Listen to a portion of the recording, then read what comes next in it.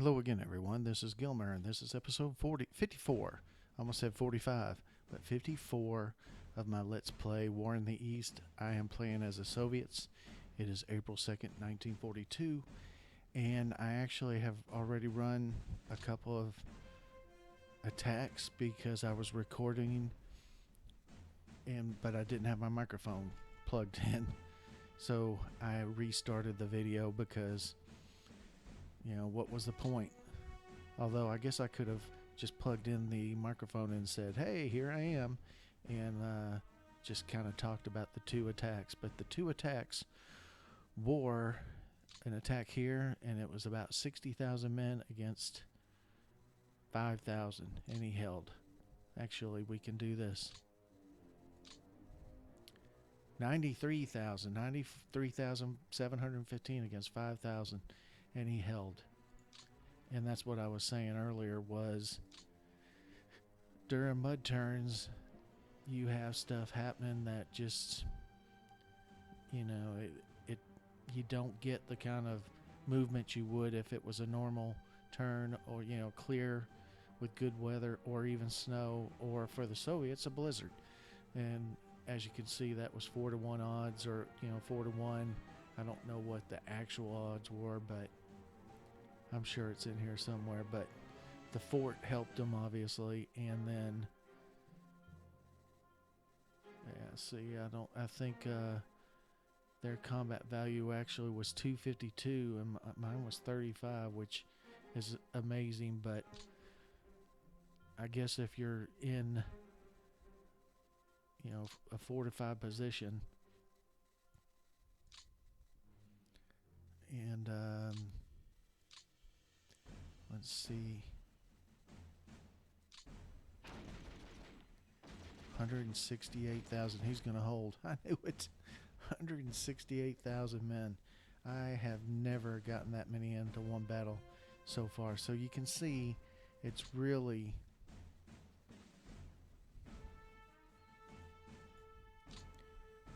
really futile to. No, he held 130,000 men to 13,000 or so. So as you can see, it's really futile to actually try to do anything on the mud turn, because you can have odds of 10-1 and you're going to lose. That they're not going to be pushed back. So I guess it's just time to end my turn, because I certainly don't want to keep attacking with no gains whatsoever. So we will end turn and then see if the weather clears up. He'll get a clear turn, and then I'll get a clear turn. So if he starts off attacking, if he's got good weather, he's going to start off attacking everywhere. Nope, still mud. Mud pretty much slows everybody down. I should probably be doing recon too. I really wish I could bomb that crossroads right there. Oh, I find that very disappointing that happens. He had 70,000 of my 12,000. He routed both of them. I know. The troops' morale probably has something to do with it. There we go again.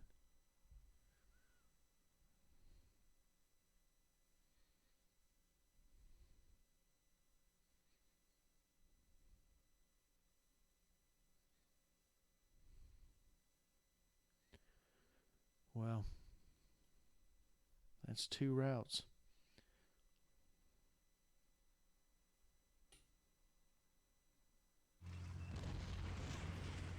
$126,000 to 40,000. We held.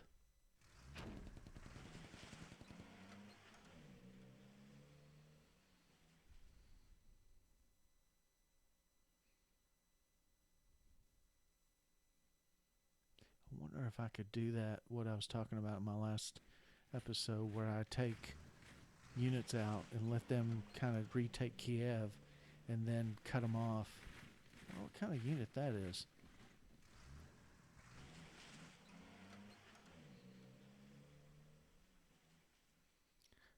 And, that turns over pretty quickly. And,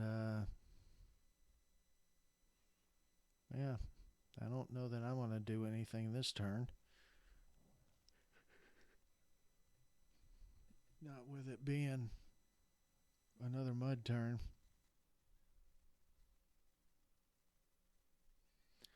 My Soviet losses are 3,525,000 to their 1,437,000.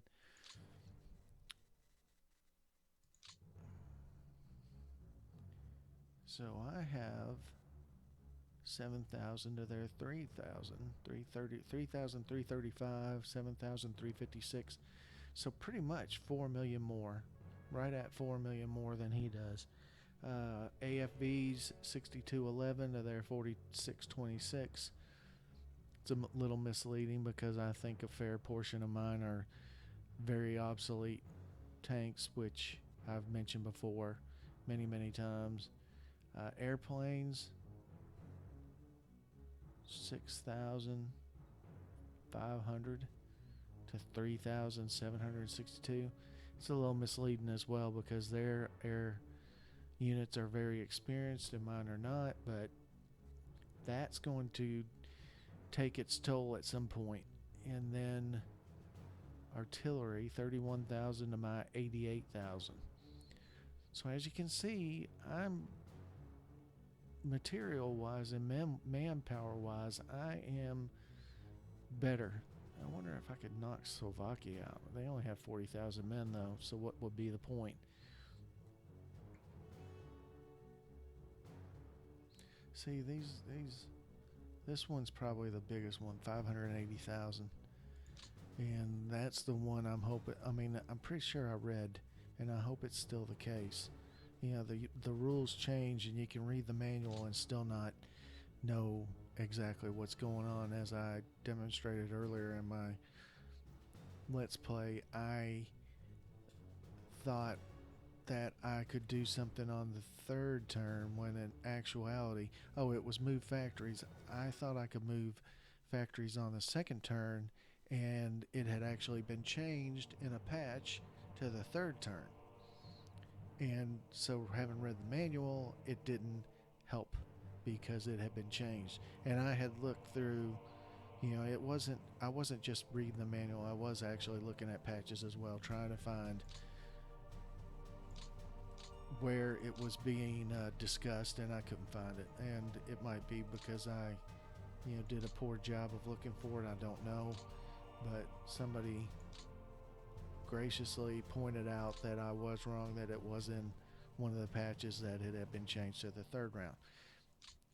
Having said all that, maybe somebody will tell me, or maybe not, but I haven't really looked too hard to see if they have changed anything related to Bucharest being captured. Would Romania immediately surrender? Now, I'm pretty sure Bucharest has to be in supply. If I capture it, I have to have a supply line to it for it to count as being captured, but that is something to shoot for, obviously. Oh, wait a minute. Is this mud? Wait a minute. Is this mud? Yes, it's mud, and forecast is mud. Yeah. Look at all these. They're all being upgraded to 42 year 1942 division, except that one was upgraded to a 41. He must have been, the 207th Rifle Division must have been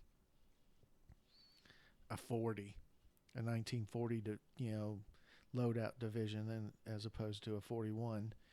So all these are being upgraded to 42A, which means that they're probably getting stronger. Their TOE is probably being upgraded to a more robust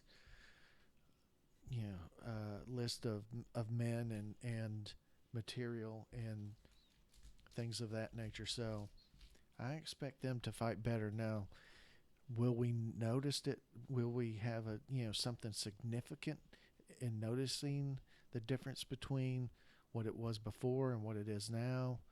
Probably not.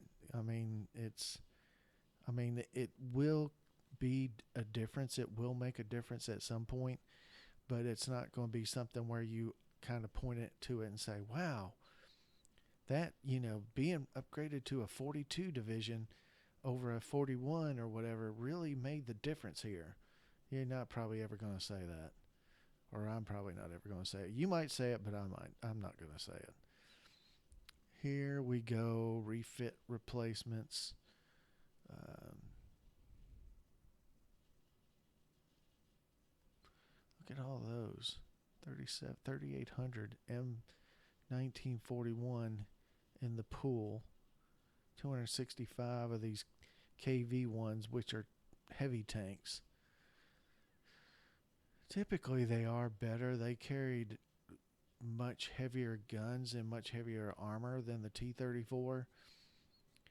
I'm sure, though, that, I mean, if you're going by total numbers and you had 3,800 of the T-34s against 265 KV-1s, the T-34 is going to win. It's kind of like the old argument, was the Sherman better than the Tiger tank? No, the Sherman tank was not even close to being as good as the Tiger tank, but the Shermans on the Allied side outnumbered the Tiger tanks by so much that, yeah, the Tiger tank could probably kill 7 or 8 of them, but the other 10 or 11 of them take out the Tiger. So that was their philosophy, and it seemed to have worked. Of course, if you were one of the guys in the Shermans that got blown up, which happened a lot, you probably weren't too thrilled with that. Strength of units and the varying factors that went into it, because a Tiger tank really could punch through a Sherman. Michael Wichtman or however you pronounce his last name, he actually, in the Battle of Normandy, he went to a town called Villers-Bocage, and there was a British, and it was right it's a town in France that's to the southwest of Caen.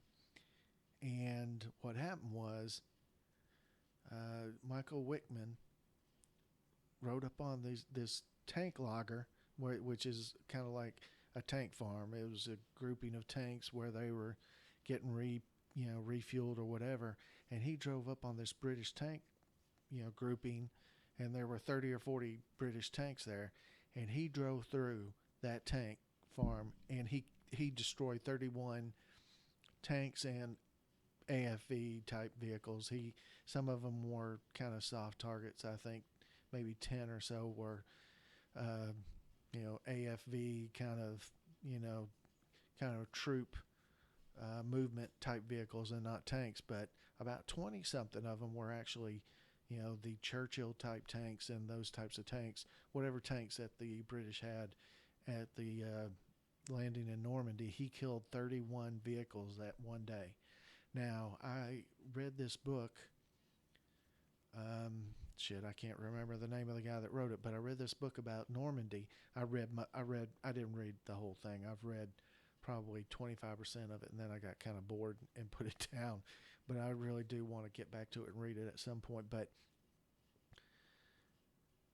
his commanders, or one of his commanders, was really pissed off at Wickman because he kind of blew the surprise. They were going to do a surprise and come down with the whole, regiment or whatever, and do a whole lot more damage.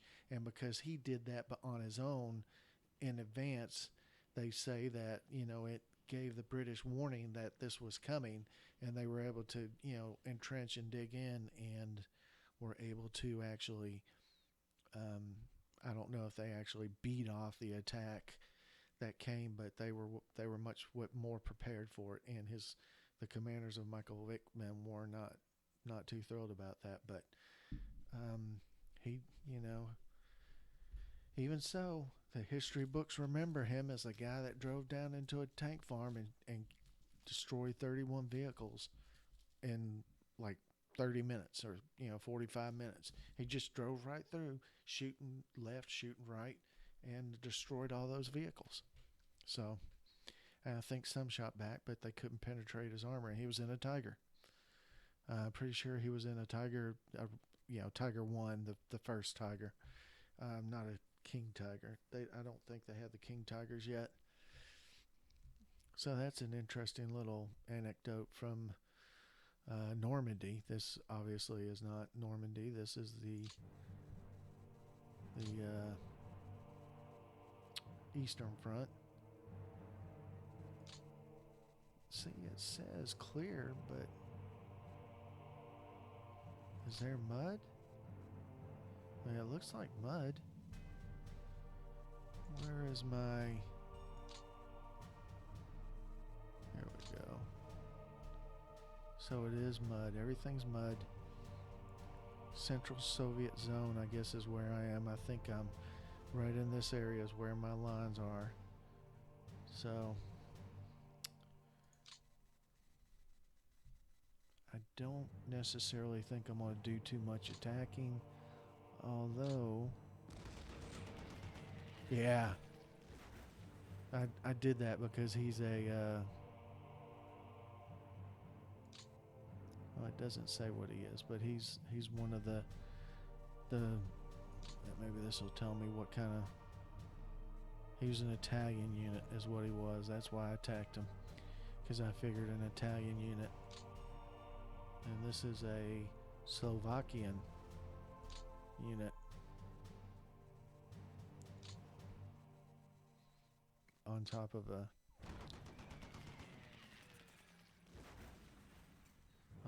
a German unit, of course, which means that they didn't retreat.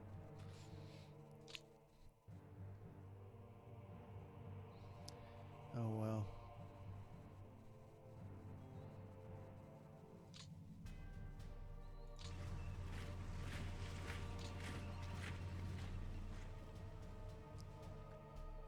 We gotta find a good place. Shoot. That's one of those same guys, I think. I'm not gonna put him there.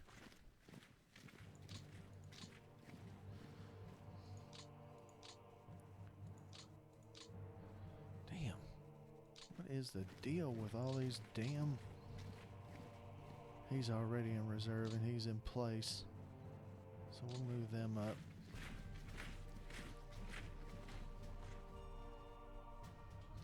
There's probably something I should be doing or could be doing. I just don't know it. Other than moving these guys to the front. Well, I definitely want to move their commanding officer to the front. What is that? He's the 49th Army. Yeah, let's see.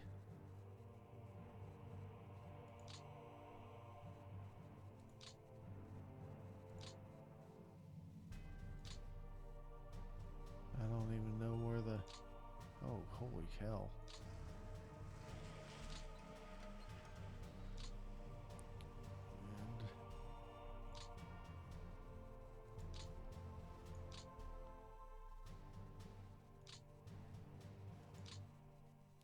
It's probably not worth a flip that I'm doing that, because it looks like they might be overloaded anyway. And in mud, their range is a lot shorter, so a lot of these guys are going to be out of place. These are both staff. No, wait, 33rd and 32nd. These are all... No, they're... We'll make him 33rd, and then we'll move him down, move the 33rd down, if I can remember where it was. Oh, there we go. So, we'll move the 33rd down here, and then we'll change him to be 32nd.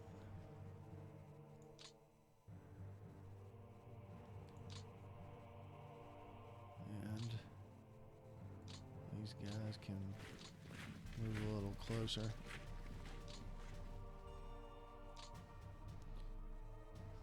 32nd, 20th, and 49th. Oh well.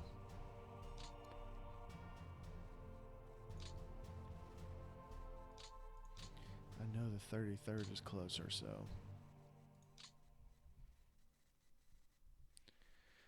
I don't really see anything else I can do. There's an Italian unit sitting on top of a German infantry division and the Großdeutschland motorized regiment. Oh, it's a regiment. I probably can't push them out of the way. So.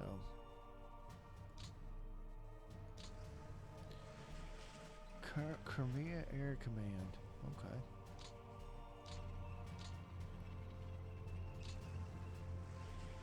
'57th Army.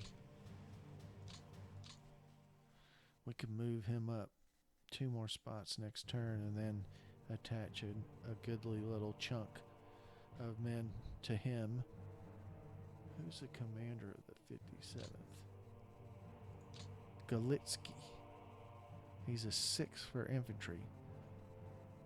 Was he a general major? General majors are not... That's the lowest one, I think. So I wonder if I should... and that's not optimal. You really should have a lieutenant, general lieutenant, or above. But see, there's no one... This guy's a 5. He's a 6. He's a 7. Oh, that's Vatutin.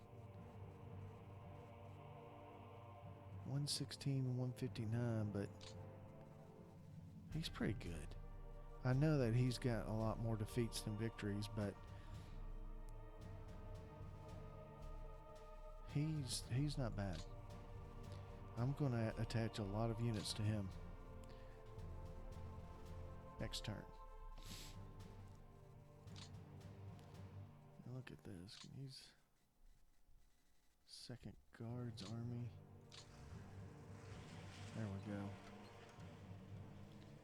Who's command of this one? Korotiev. He's a 6 as well. He's a general major as well. Oh well. I can't move. I can't can them all. It sounded very awkward to say. You can't can them all. I'll move up. Who is this? The 19th Army. We will change him to... I'll move him to 2nd Guards Army. And this guy's attached to Stavka. Stavka?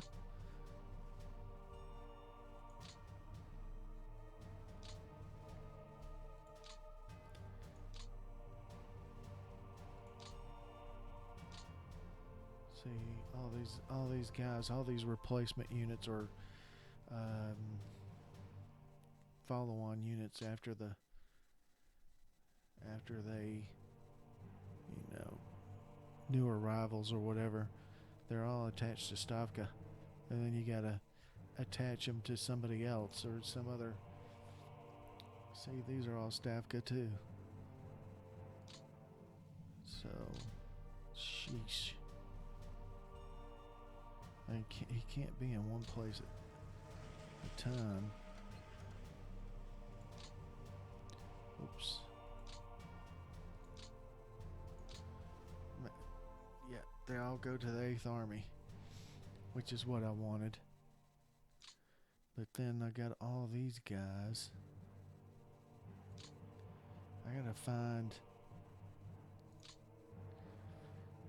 find a headquarters for this little section.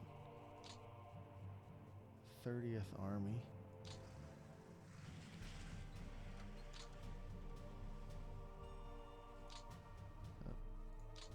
See, this guy's in the...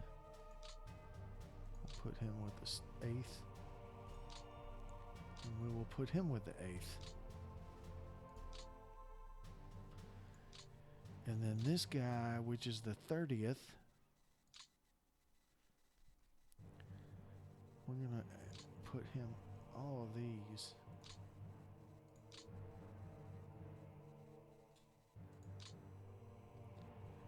I wonder if we could get away with doing it in one big swoop, but I really don't want to try that.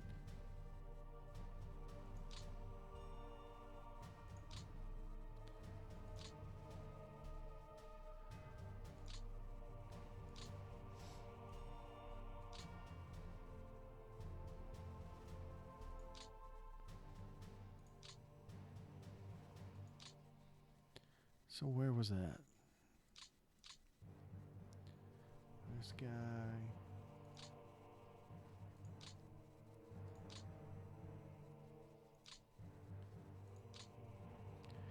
Seems like I'm doing this constantly. I wouldn't think they'd be changing on their own.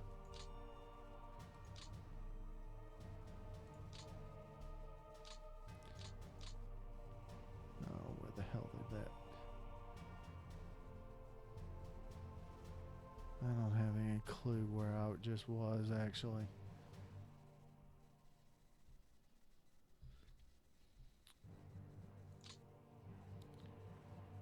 Holy hell.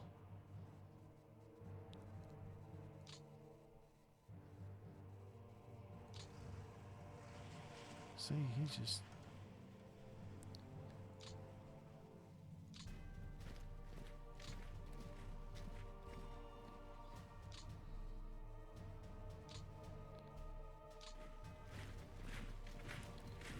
I don't know where that other guy was.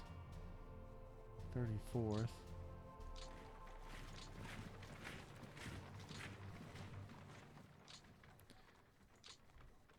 Seems like I'm doing this forever. I mean, I could literally take a whole night probably doing this and getting everything just right. I guess it was here. And then this guy. Where's the 8th Army? Oh well.